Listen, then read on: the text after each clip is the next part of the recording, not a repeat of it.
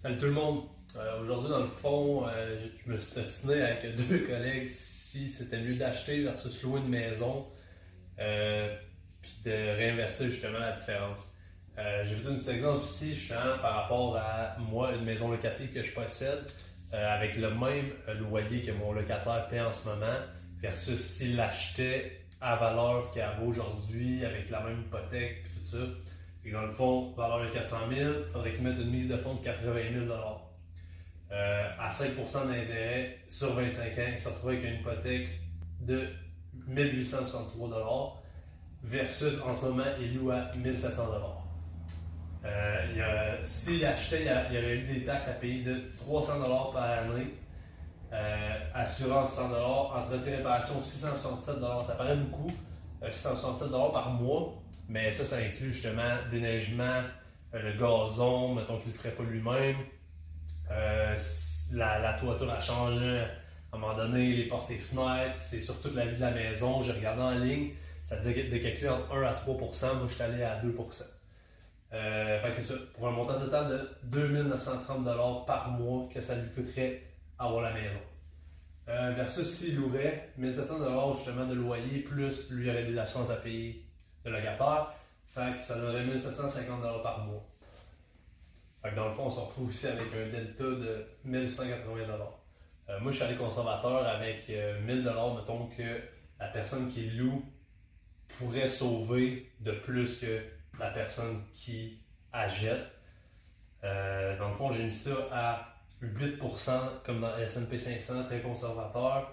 L'année 1, la personne aurait 80 000 je sais, puis qu'elle n'a pas eu à mettre la mise de fonds de 80 000 Fait avec des cotisations de 1000 mensuellement pendant 25 ans, ça nous amène à 1 462 717 qui serait le portefeuille d'investissement de la personne, versus la personne qui a acheté année 1, elle, sa propriété vaut 400 000 à 3% d'appréciation de valeur pendant 25 ans, ça nous apporte à 837 000 de valeur après 25 ans, vu que sa propriété est claire.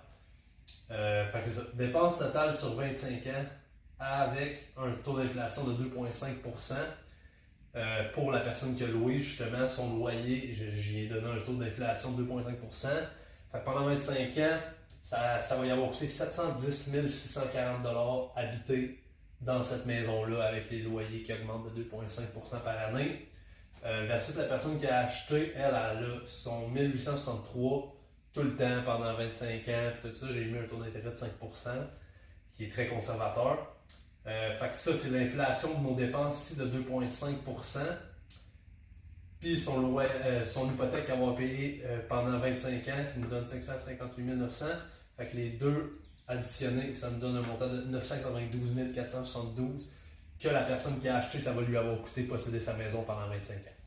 Bon, fait que 25 ans plus tard, la personne qui a acheté va avoir payé un total de 992 472 sa maison en vaut 837 000 fait que dans le fond, elle se retrouve dans le négatif de 155 000 versus la personne qui a loué, elle va avoir payé en loyer, en assurance, 710 000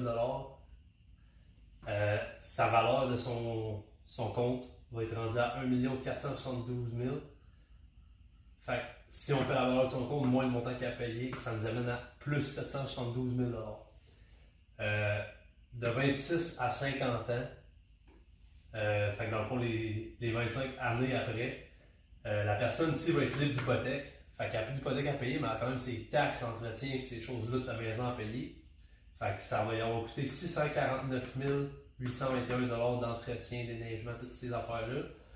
La nouvelle valeur de sa maison, encore une fois, avec une appréciation de 3%, ça va être 1 752 000, ce qui nous amène à un positif de 109 000 versus la personne qui a loué. Elle va avoir payé d'un loyer encore qui a augmenté de 2,5% d'inflation annuellement.